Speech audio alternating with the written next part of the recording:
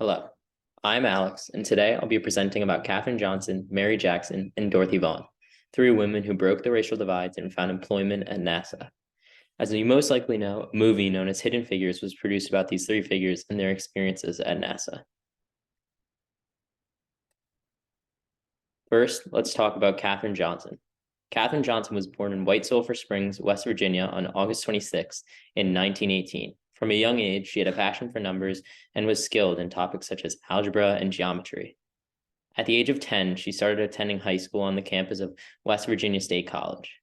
Then, at the age of 15, she enrolled in the college itself and graduated with the highest honors in 1937 at only the age of 18.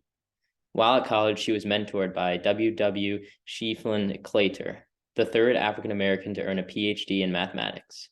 Shortly after college, she became a teacher, and her teaching career lasted until she was chosen as one of three Black students to integrate West Virginia University. When she integrated the school, she enrolled in the graduate math program, but shortly later, she dropped out to raise a family and continue her teaching career.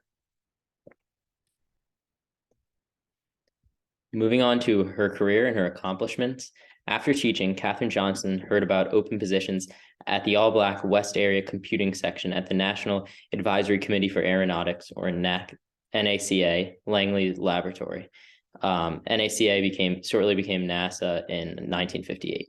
Johnson began work here in 1953, where she performed complex calculations needed for aeronautical research. After beginning work, she was soon assigned to a project in the Maneuver Loads branch of the Flight Research Division, and here she spent the next 4 years analyzing data from flight tests. In May of 1961, she performed trajectory analysis for Alan Shepard's Freedom 7 mission. She performed her most prominent work in 1962 on John Glenn's orbital mission.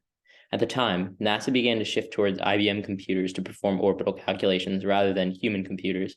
However, these astronauts were cautious with these machines because they were placing their lives in the hands of machines, and sometimes these machines would have malfunctions, which only added to the astronauts' worries. Prior to being launched into space, though, John Glenn personally requested that Katherine Johnson check the calculations made by the machine in order to ensure his safety, which was significant at the time, considering that Johnson was an African-American woman in a racially segregated America. Ultimately, her calculations allowed for the mission to succeed, which marked a turning point in the United States space race with the Soviet Union. After this orbital mission, Johnson performed calculations for the 1969 Apollo 11 flight to the moon, and in 1987, she eventually retired after 33 years of work at NASA. At the age of 97 in 2015, Johnson received the Presidential Medal of Freedom from Barack Obama, which is one of the highest honors that civilians can achieve.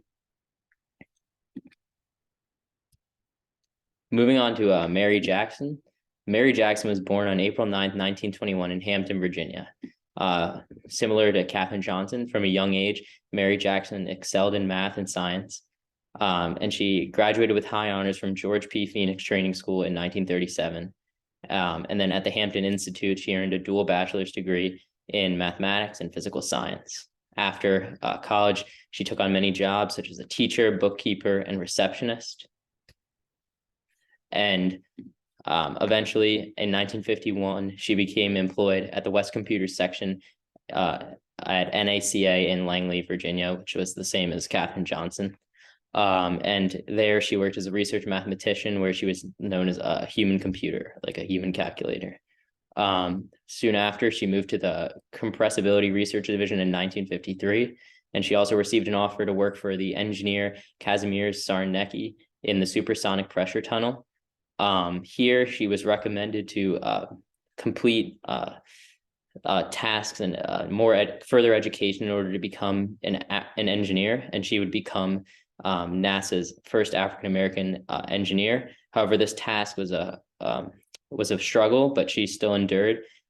She had to attend graduate math and physics classes managed by the University of Virginia, and these classes were held at the segregated Hampton High School, so she needed permission from the city of Hampton in order to join the white students and attend these engineering classes. But like I said, she persevered and became NASA's the first African woman engineer at NASA. After becoming an engineer, she completed around a dozen research reports. but eventually stepped down to the position of Langley's Federal Women's Program Manager. She retired in 1985, and some of her accomplishments are not limited to the Apollo Group Achievement Award and Langley's Volunteer of the Year in 1976. Finally, moving on to Dorothy Vaughan. Dorothy Vaughan was born in Kansas City, Missouri on September 20th in 1910 as the daughter of Annie and Leonard Johnson.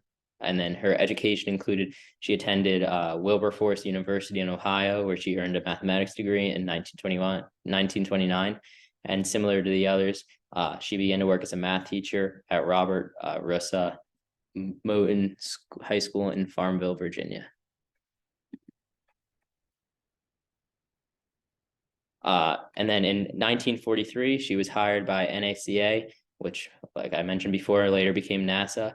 And she worked similar to the others, she worked in the West Area Computing Unit, where she was one of the team's first African-American members.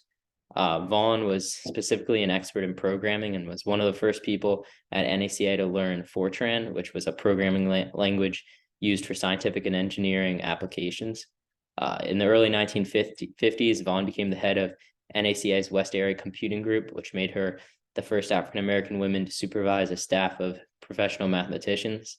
And specifically, Vaughan's work was crucial to the success of the Mercury and Apollo space missions. She also helped develop computer programs that simulated space flights and tracked spacecraft trajectories. Eventually, Vaughan retired from NASA in 1971, and she spent the rest of her life advocating for equal employment opportunities for African Americans and women. And sadly, she passed away on November 10th in 2008 at the age of 98.